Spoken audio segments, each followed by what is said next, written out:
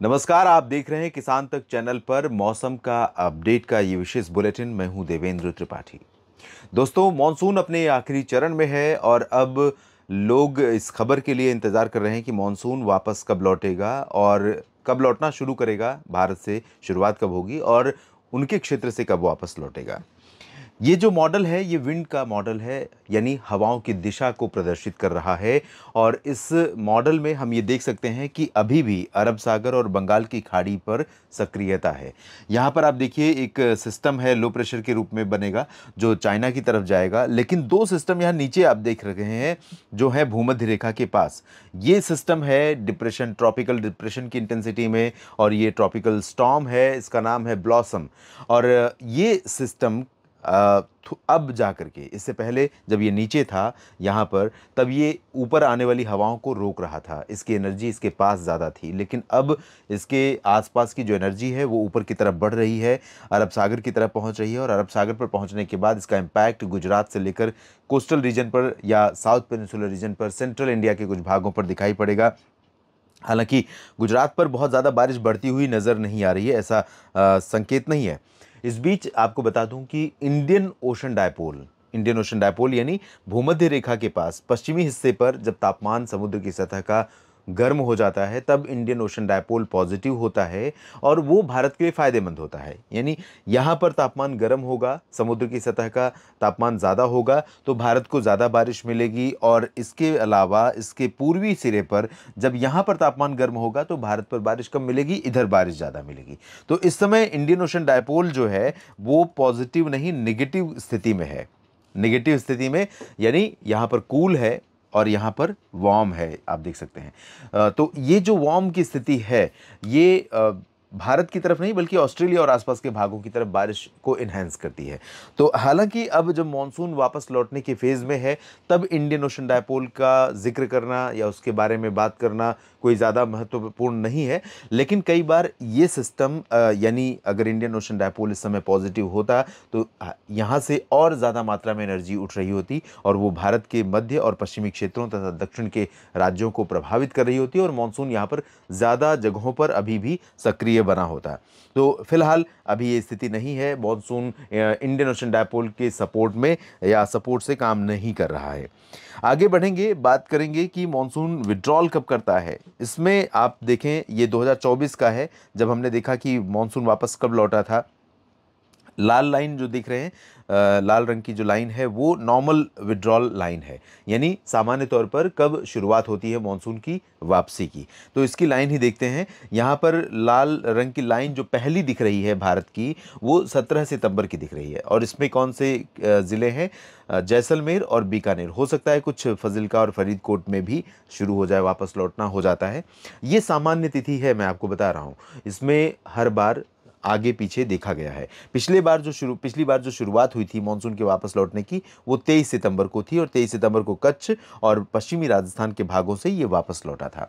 तो अगर हम पूरे भारत की स्थिति देखें तो आमतौर पर सामान्यतः 15 अक्टूबर तक भारत में मानसून यहाँ तक विड्रॉल करता है। यहाँ के बाद इसका विड्रॉल लाइन ड्रॉ नहीं होती है। वजह यह है कि यहाँ पर उस दौरान 15 से 20 अक्टूबर के दौरान ही यहाँ पर आने लगता है नॉर्थ ईस्ट मानसून इस तरह से। तो हवाएं जब इधर पिछड़ जाती हैं और उत्तर पश्चिमी हवाएं इधर आनी शुरू हो जाती हैं और इस तरफ से आने लगती हैं उत्तर पूर्वी हवाएं। तो ये 1/3 पार्ट जो साउथ पेनिनसुलर रीजन का है, जिसमें भारत का है, जिसमें कह सकते हैं आंध्र प्रदेश और कर्नाटक के कुछ हिस्से और साथ ही तेलंगाना, तमिलनाडु, चेन्नई समेत तमिलनाडु और पुदुचेरी, केरल, इन भागों पर उत्तर पूर्वी हवाओं के आने के बाद उत्तर पूर्वी मानसून यहाँ पर एक्टिव होता है और तमिलनाडु में तब बरसात की शुरुआत होती है और अक्टूबर, नवंबर, दिसंबर से शुरू हो जाता है साइक्लोन सीजन भी। तो यहाँ पर साइक्लोन बनने की आशंका भी रहती है। तो फिलहाल अभी मानसून 17 सितंबर को ही लौटेगा या उससे पहले उससे बाद में, ये कहना जल्दबाजी है थोड़ा। आज 12 सितंबर है और मुझे लगता नहीं है कि अभी लौटेगा, क्योंकि हवाएं तो यहाँ से मानसून के वापस लौटने के लिए अनुकूल बन रही हैं। हवाएं मतलब उत्तर पश्चिमी हवाएं पंजाब और राजस्थान के उत्तर पश्चिमी क्षेत्रों में कहीं कहीं पर चलने लगी हैं, लेकिन इसके बावजूद यहाँ पर अभी नमी वापस लौट रही है। जब ये डिप्रेशन जो गुजरात और राजस्थान के भागों से आगे बढ़ा, उसके बाद यहाँ की हवाएं फ्री हुई, तो इन हवाओं ने गुजरात और राजस्थान तथा पंजाब, हरियाणा को फिर से प्रभावित करना शुरू कर दिया है।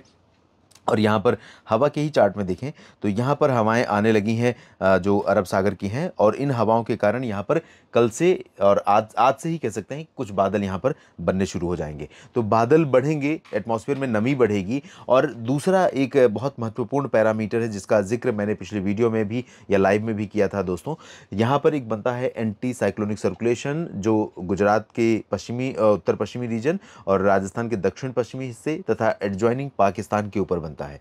एंटी साइक्लोनिक सर्कुलेशन इस तरह से घूमता है, इस तरह से जब घूमेगा तो वो ड्राई विंड्स को इधर खींचना शुरू करेगा, और मॉइस्ट विंड, मॉइस्चर वाली हवा जो इधर है अरब सागर से आ रही है या बंगाल की खाड़ी की तरफ से आ रही है, उनको पीछे धकेलना शुरू करेगा। तब मॉनसून के वापस लौटने के लिए ऑप्टिमम सिचुएशन बनती है। इस बीच अब हम विश्लेषण ये भी कर लेते हैं कि अब तक कैसा रहा है मॉनसून। हालांकि इस आंकड़े में और आपके अनुभव में अंतर हो सकता है, लेकिन फिर भी इन आंकड़ों पर थोड़ा रिलाई तो करना पड़ेगा। 8% सरप्लस है बारिश पूरे भारत में। 772.5 मिलीमीटर वर्षा 1 जून से लेकर के 12 सितंबर के बीच में होती है। रिकॉर्ड की गई है 831.2। दक्षिण भारत में देखें तो अंडमान व निकोबार, लक्षद्वीप, केरल, तमिलनाडु, पुदुचेरी, कर्नाटक, आंध्र प्रदेश, तेलंगाना, इन सभी भागों में, तेलंगाना में सरप्लस है, बाकी सभी जगहों पर सामान्य है। और इसके ऊपर चलें तो मध्य भारत में ओडिशा और छत्तीसगढ़, महाराष्ट्र, यहाँ पर सामान्य बारिश हुई है।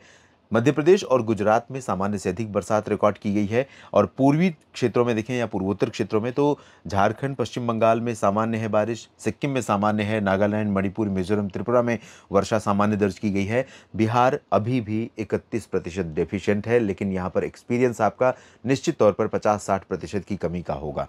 आंकड़े मुझे लगता है कि उतने सही जो अनुभव है आपका उससे अलग हैं। अरुणाचल प्रदेश, असम और मेघालय में भी यहाँ पर कमी है। इसके अलावा उत्तर भारत में राजस्थान और जो यूटी है लद्दाख, यहाँ पर सामान्य से लद्दाख में 424% ज़्यादा बरसात हुई है। 71% ज़्यादा बारिश राजस्थान में रिकॉर्ड की गई है। पंजाब, हरियाणा, दिल्ली, उत्तराखंड, हिमाचल और जम्मू कश्मीर, इन सभी भागों में सामान्य से अधिक बारिश है। उत्तर प्रदेश में सामान्य बारिश है, लेकिन उत्तर पूर्वी उत्तर प्रदेश के ज़िलों में कई जगहों पर बरसात में काफ़ी कमी रही है। अब यहाँ पर हम बात करते हैं कि अगले 10-15 दिनों के दौरान कैसा मौसम रहेगा, मानसून के वापस लौटने से पहले कहाँ कहाँ पर बरसात हो सकती है। तो सबसे पहले आपको बता दूं कि यहाँ पर एक सिस्टम डेवलप हो रहा है जो आज से मध्य भारत और इससे सटे हुए दक्षिण भारत के भागों में और पूर्वी भारत के राज्यों में कई जगहों पर बारिश देगा। और यहाँ पर जो क्लियर वेदर दिखाई पड़ रहा है, दरअसल राजस्थान, पंजाब, हरियाणा, दिल्ली और पश्चिमी उत्तर प्रदेश के दक्षिणी रीजन, साथ में पश्चिमी मध्य प्रदेश के रीजन, इन क्षेत्रों में ज़्यादातर जगहों पर कम बरसात की संभावना है या मुख्यतः शुष्क और साफ मौसम की संभावना है, बारिश होने के आसार नहीं है। तो इसको देख करके आपको लगेगा कि अगर ऐसा है तो मानसून वापस क्यों नहीं होगा। तो मैं आपको बता दूं कि यहाँ पर जो हवाएं अरब सागर से आनी शुरू हो गई हैं, उनके चलते कल तक जिस तरह की क्लैरिटी आपने लुधियाना और पटियाला से लेकर हिसार, सिरसा, फतेहाबाद और करनाल, रोहतक से लेकर दिल्ली, एनसीआर या आगरा और बरेली तक देखा आपने, बरेली या उसके नीचे फिरोज़ाबाद और इधर ग्वालियर तक देखा या राजस्थान में देखा, उसमें अंतर आएगा। आज से बादल दिखाई पड़ेंगे, बादल यहाँ पर हल्के होंगे, लोअर क्लाउड होंगे, उनसे बारिश की बहुत ज़्यादा संभावना नहीं है। लेकिन ये जो बादल होंगे या जो आर्द्र हवाएं पहुँचेंगी, वो इस बात का संकेत है कि अभी मानसून नहीं लौटा है। तो भले ही बरसात हो ना हो, पैची रेन होगी, ज़्यादा से ज़्यादा अगर चांसेस बनेंगे तो पैची शावर होगी या कहीं बूंदाबांदी होगी। कहाँ पर होगी? पंजाब, हरियाणा, दिल्ली, चंडीगढ़, उत्तर प्रदेश के दक्षिण पश्चिमी रीजन, वेस्ट एमपी और राजस्थान के भागों में। लेकिन बाकी जगहों पर बरसात होगी। तो इधर बरसात बढ़ रही है। कहाँ पर बढ़ रही है? आंध्र प्रदेश के तटवर्ती रीजन, रायलसीमा रीजन, तेलंगाना और ओडिशा, छत्तीसगढ़, झारखंड, गंगे पश्चिम बंगाल, बिहार, पूर्वोत्तर भारत और महाराष्ट्र तथा तेलंगाना के साथ साथ इधर उत्तरी आंतरिक कर्नाटक, इन भागों में धीरे धीरे बारिश बढ़ेगी। और 24 घंटे के बाद आप मुंबई समेत सूरत, वलसाड़, नवसारी में भी 13 सितंबर से बारिश देखेंगे।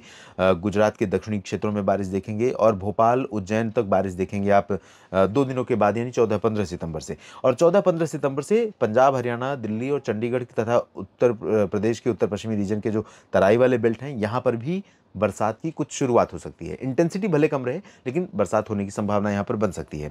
वहीं उत्तराखंड, हिमाचल, जम्मू कश्मीर में रुक रुक करके हल्की वर्षा, कहीं पर मध्यम बौछारें जारी रह सकती हैं। बहुत ज़्यादा बारिश नहीं होगी, लेकिन कुछ बरसात की बौछारें पड़ सकती हैं। पूर्वी और मध्य उत्तर प्रदेश के भागों में धीरे धीरे बरसात थोड़ा सा बढ़ने वाली है। अनुमान यह है कि 13, 14, 15 से लेकर 13-14 में मुख्यतः पूर्वी रीजन में ही थोड़ा बहुत रहेगी और तराई वाले भागों में, और 15 से 20 के बीच में, 15 सितंबर से 20 सितंबर के बीच में यहाँ से लेकर के बहराइच, गोंडा बस्ती, बलरामपुर और बरेली तक, कानपुर नगर, कानपुर देहात, इन भागों में भी कुछ स्थानों पर वर्षा हो सकती है। मध्य प्रदेश में कई जगहों पर, पूर्वी रीजन में बारिश होगी ज़्यादा। पश्चिमी क्षेत्रों में बहुत ज़्यादा संभावनाएं नहीं है, लेकिन 2 दिन के बाद पश्चिमी मध्य प्रदेश में गुना और शिवपुरी, ग्वालियर और आसपास के भागों से लेकर नीमच, रतलाम, इंदौर, उज्जैन के भागों में भी थोड़ी बहुत बौछारें गिर सकती हैं 14-15 सितंबर से। तो कुल मिलाकर के देश के कई राज्यों में बरसात की संभावना के बीच में मानसून के वापस लौटने में अभी थोड़ा असमंजस है। बाकी कुछ अपडेट होंगे तो ज़रूर आपके साथ जुड़ेंगे। जैसा कि आप जानते हैं, वीक में 2 बार आपके साथ इस प्लेटफॉर्म पर जुड़ते हैं हम लाइव और जानकारी लेते हैं। साथ में आपके साथ शायद आपकी जो एक्सपीरियंस है वो भी शेयर होता है दूसरे दर्शकों के साथ, दूसरे मित्रों के साथ, कहीं अलग अलग जगहों से जुड़ते हैं। क्योंकि जो उत्तर प्रदेश के बरेली से बिलोंग कर रहे हैं उनको सतारा, मध्य महाराष्ट्र के रीजन में कैसा मौसम है इसके बारे में नहीं पता, और कबीरधाम, कवर्धा, छत्तीसगढ़ के लोगों को राजस्थान के जोधपुर का मौसम नहीं पता होगा। तो इस तरह से जब कन्वर्सेशन होता है तो एक दूसरे जगहों की रियल स्थिति लोगों को पता चल पाती है। तो इसी तरह से बने रहिए हमारे साथ और मौसम की जानकारियों के लिए लगातार फॉलो करते रहिए। और ये जानकारी ठीक लगती हैं तो वीडियो को लाइक और शेयर करना ना भूलें। कमेंट सेक्शन में अपनी बात ज़रूर लिखिएगा। सभी किसान साथियों का, सभी मित्रों का ये वीडियो देखने के लिए बहुत बहुत धन्यवाद। अगर ये वीडियो आपको पसंद आया है तो इसे लाइक जरूर करें। अगर चैनल अभी तक सब्सक्राइब नहीं किया है तो कर लें और नोटिफिकेशन पाने के लिए बेल आइकन भी दबा दें।